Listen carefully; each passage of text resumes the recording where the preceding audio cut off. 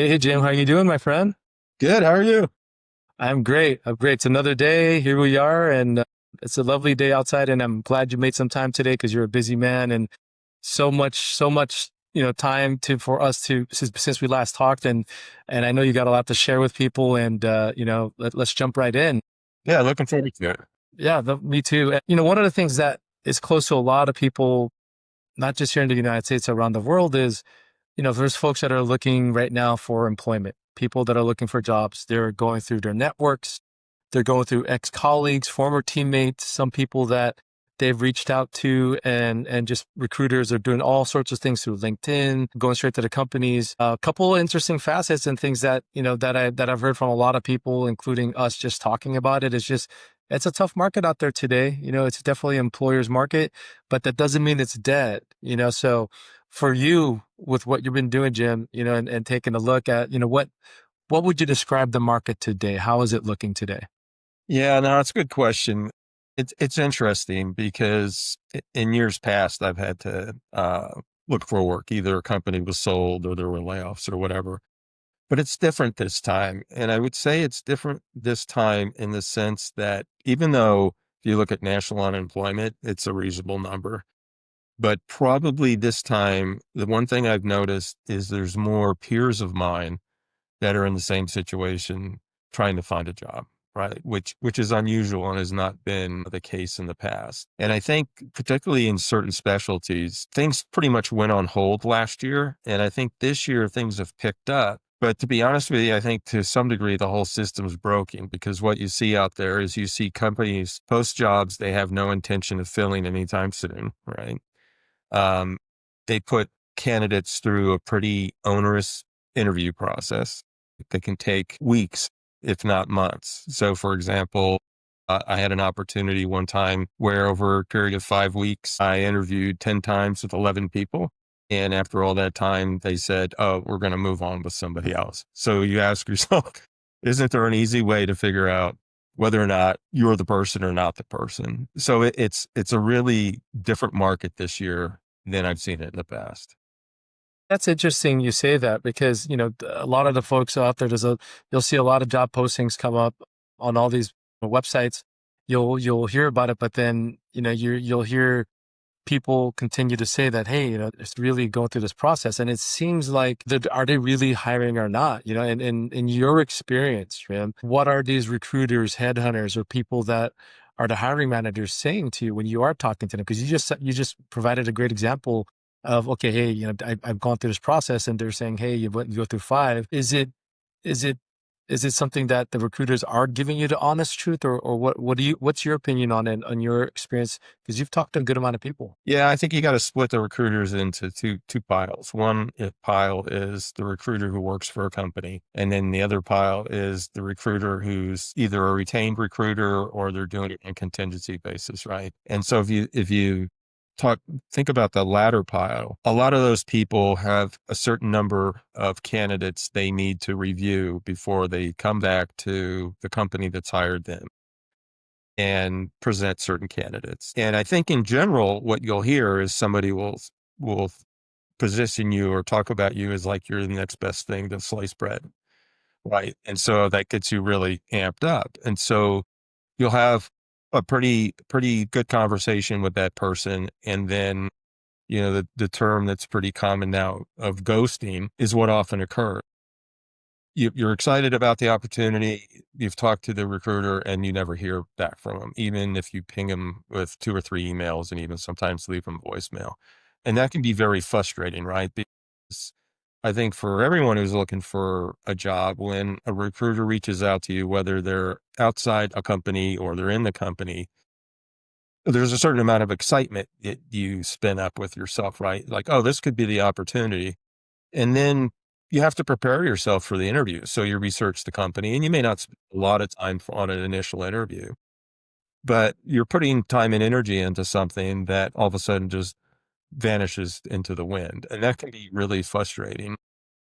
On the internal recruiters, I think they have a stronger view on what the company is looking for, but the same thing can often happen there, because I think what happens with companies is they post a position. Some of them post it kind of in a fishing exercise to see who's out there, right? Right. Right.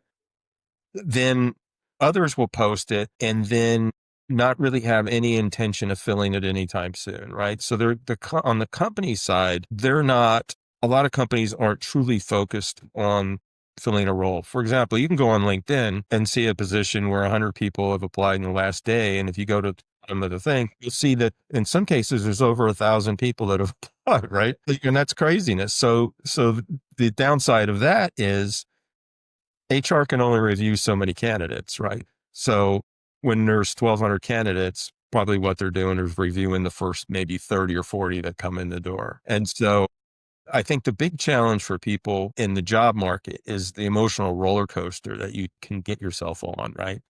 You hear of an opportunity, you have one interview, maybe you have two, maybe you have three or four, and your spirits are lifted, right? And then all of a sudden that goes away, and now the car's going down to the bottom of the hill, right? And that's probably one of the most challenging parts of looking for employment, is just that emotional roller coaster, because one day you'll be high as a kite, and then the next day you're like, I don't even want to get out of bed and even think about this. And and I like what you said about the emotional roller coaster part, because the emotions, a lot of folks, the job seekers, there is an impact, right? Psychologically, we've all gone through it where you're like, hey, I had a great interview. I prepped, I answered the questions. You're taking cues, whether it's an in-person interview or you're taking cues if it's an over the video conference, and you're looking at people, and some of those cues, some of them are legitimate. You could interpret it as like, oh, I did great or not. But then, like you said earlier, getting ghosted. I think, a lot of these corporate companies, whether it's agencies that they're hiring outside, full-time positions or contract positions, or even, as you said, internal people that are contacting you through LinkedIn or through, existing relationship, at least they should at least have the courtesy to come up like, hey, we're moving on and this is why, right? They Yeah. don't have to really treat people like just another number. And yes, you get, if it's 1,000 people or 1,200, as you said, that's a lot. Like, say you and I had to review that. But I also heard too, Jim, is there's a lot of people, businesses that are going through AI where, I don't know how many exactly, where they're leveraging saying, oh, we're going to go through phrases, position of the job description and whatnot. And to me, that's great if you've got, okay, 2,000, 1,000 applicants, but how do you guys judge it? How does these recruiters or these companies judge it? You can't just judge a person based on key phrases, keywords necessarily on that, because some people have hybrid titles. Some people like you and I, we've had one role where we wear multiple hats in a day job. So I do think that that's one experience in itself, right? But then if you've got people contact you, but they ghost you, I think that's terrible. As you said, emotionally, that's terrible for people who are trying and putting their best. And the precedent that these recruiters are doing are not giving people at least a courtesy to say, hey, you haven't been chosen and whatnot. Now, for what you've said, right? For your experience now you said like, hey, this is what they're saying. What has been your experience with specific ones that you want to share with the people?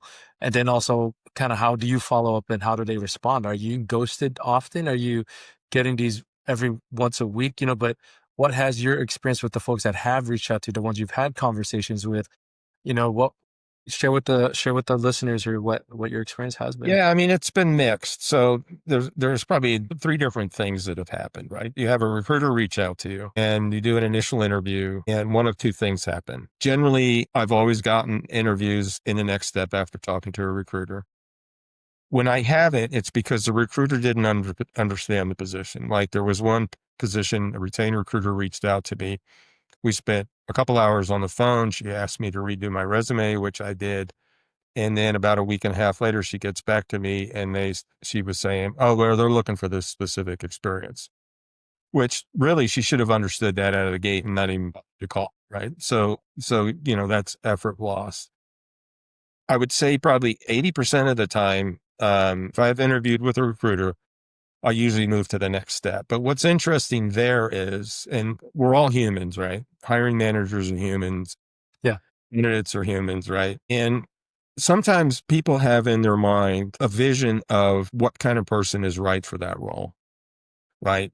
Their age, perhaps what they look like, so forth and so on. And so I think what happens sometimes, like I've had interviews with people who were probably 15 years younger than me, who had probably half the experience that I've had in my profession. But I think in cases like that, they're somewhat intimidated by somebody who they see as almost a higher level person than themselves, right? And it's kind of interesting because throughout my career, you always hear the adage, hire people smarter than you. That is not universally carried through, right? Because some people are naturally insecure and they may not want to hire somebody smarter than them or somebody that has more experience than they do, right? But it's interesting. The thing about interviewing is you got to get the person to like you. Yeah. Right. And so what's where the frustration I think comes in is you've had what you've thought is a great interview. There was a bond between you and whoever you're interviewing with, whether it was the hiring manager or whoever it was.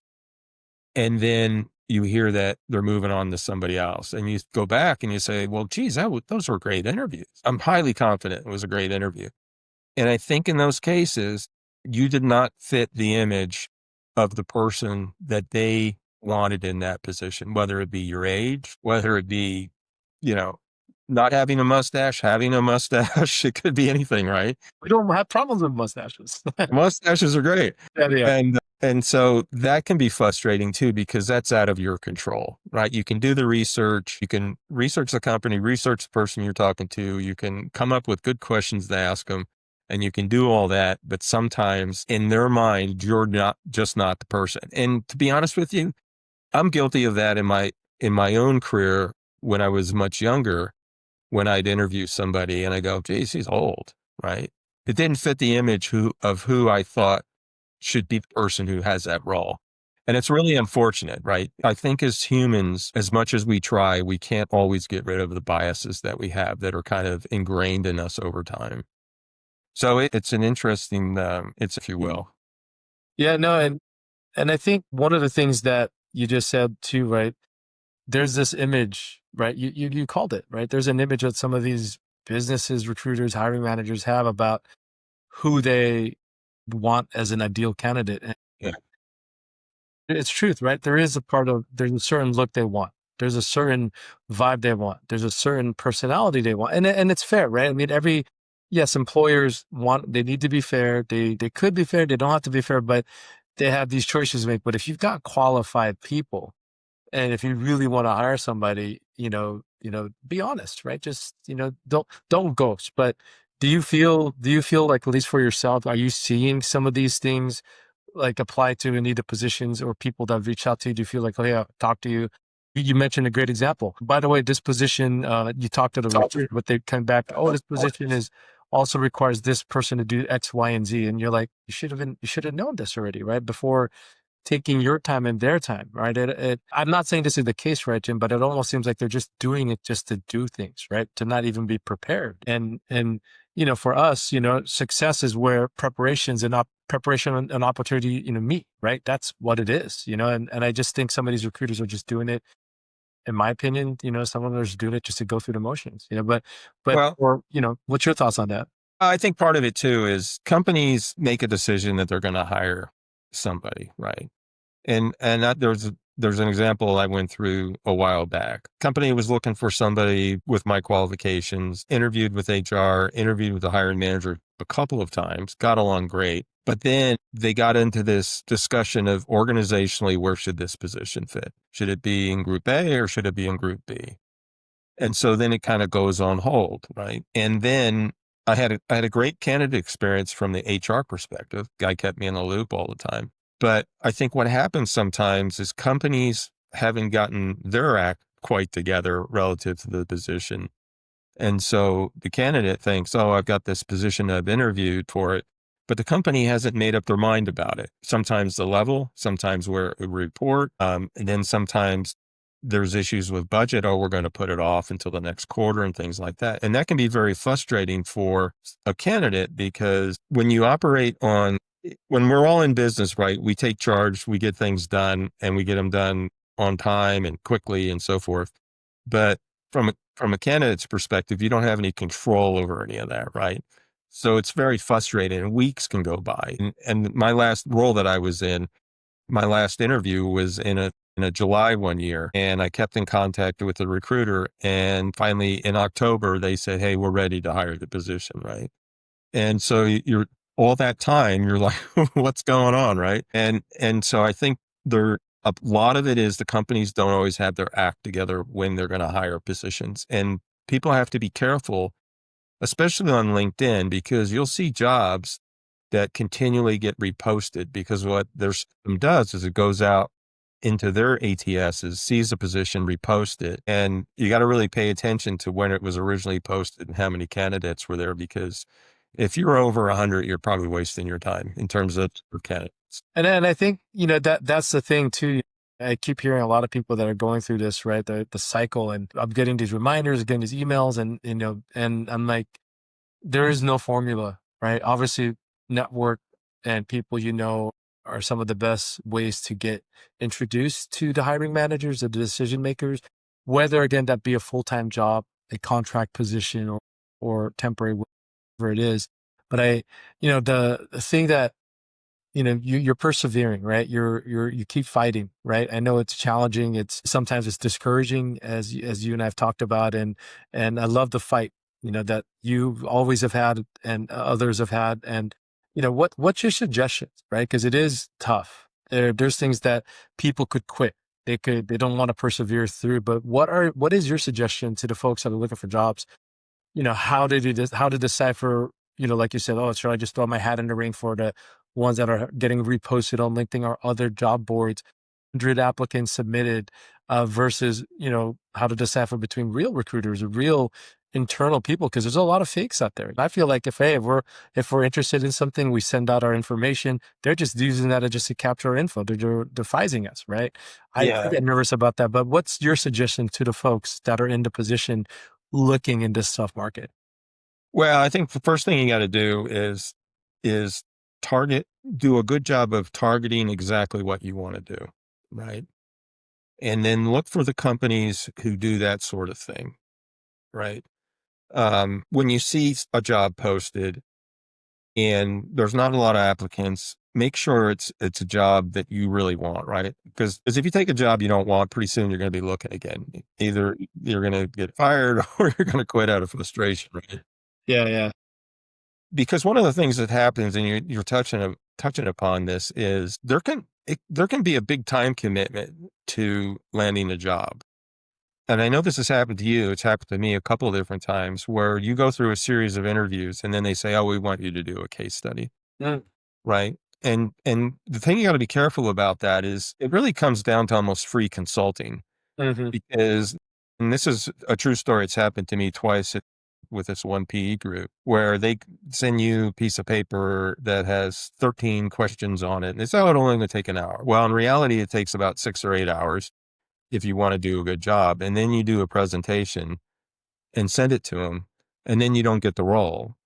And now all of a sudden you've given them a bunch of insights into the problem they're trying to solve, and you've done it for free. So you really have to ask yourself, do I really want to work for this company in such a strong way that I'm willing to put all that time and effort into doing a case study that they could still say no to me? And now I've given them some of the keys to the kingdom on solving the problem they're trying to solve. Right.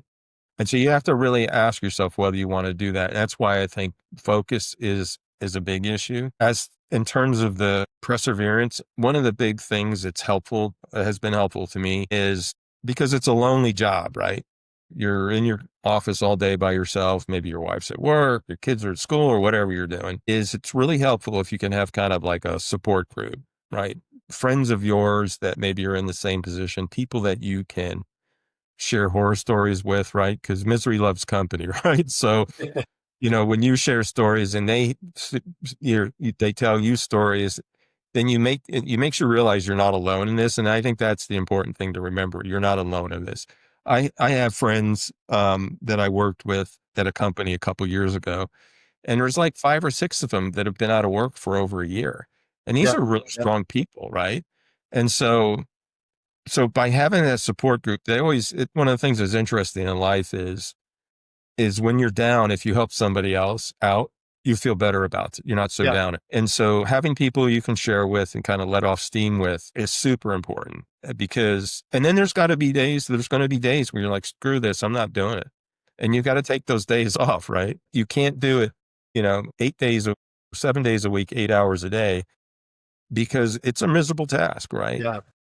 And you've got to try to maintain some, proverbial work-life balance. Your work is finding a job, but you've got to do things, whether it's taking a weekend off and going to Las Vegas or whatever it is do something to kind of, as I say, refill your cup. It can be very draining and very lonely and very exhausting. And so you've got to find ways to keep the energy and get the energy back. Yeah, and I love that, and a lot of the folks listening in, I mean, that is words of wisdom, right, guys? I mean, there's a lot of people that always say in sports, you miss 100 of shots that you don't take. Stay persistent, right? Every application that we're sending in is a seed, and yes, it's going to be like, so you just keep going, right? That yes will come sometime, and I always say, like you said, the mental stress, right? We have to have balance, right? It's like riding a bicycle, like balance it left, not too far right. And if you got to take the days off, I think to your point, you got to have that and have power over your mind. I think don't stress on the outside events, control what you do. I do like what you said too, Jim, about, hey, these case studies or tell us a plan on how you would market something, sell something. That's free consulting. And absolutely people would take advantage of it. You went through it. I went through that when we talked to people. And, you got to decide for you guys what level of detail you want to put in. Because if someone could go take it and if they don't like, say, us or me or whatever the case is, or they don't want to pay us whatever they think that we're going to be asking for or what we think or what they know we're worth, they'll pay someone else and hope that chat GPT AI tools could help them decipher this, which it's not, because they're not going to understand, the visceral part with talking to people if it's related Yeah. to sales or marketing or whatnot. There's things with processes that are automated, but I think that, again, the message here is keep persevering, people. Don't give up. It is a tough market out there. Don't quit. And I think, like, as you've heard from Jim today, there's multiple levels and layers of that, people are going to go through. And really, for what we're doing here with our channel, and, we're going to continue with other episodes with Jim here to talk through other parts, because it's just not the weight and stress, right? We've got the other stuff we're dealing with our family, with life. Yeah. So there's weight that we carry on our shoulders that people don't know about. This is stressful. So I think, Jim, in closing, what do you want to tell the viewers here before we close out? Because I think this has been a great chat today. Well, I would say the biggest thing is hang in there, right? It's really easy to get the impression that everybody else's life is roses. People always present the best of themselves, right? But I think the thing to understand is you're not alone in this. There's a lot of people in the same situation.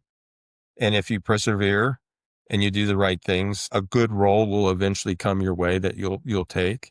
And then you'll look back on these times and go, wow, that was really hard. And I'm not going to be one of those people that says that, going through hard times build character because through my life, I've had enough character built. Yeah. So I'm done with building character. But I think that the number one takeaway is you're not alone. Try to control the emotion. Try to take the you out of the process so that when you get a rejection, it's not really a reflection of you. There's other reasons behind getting a rejection than just you. Oftentimes it's not you, other things. And yeah, guys, that's words of wisdom right there, right? Guys, please, follow, subscribe, ask questions, send us a message. We'd love to give you guys more insights. Anything you want some insight on future episodes, we're here. This is, again, we're sharing our experiences with failures and successes. We've done a lot, and we've got many, many, many years of experience between our group of folks, our network around the world. And, Jim, I want to thank you for joining on today, and we look forward to getting you back on again soon. And for the folks listening, keep fighting. We're here for you guys, and stay strong. Have a great day, guys. Take care.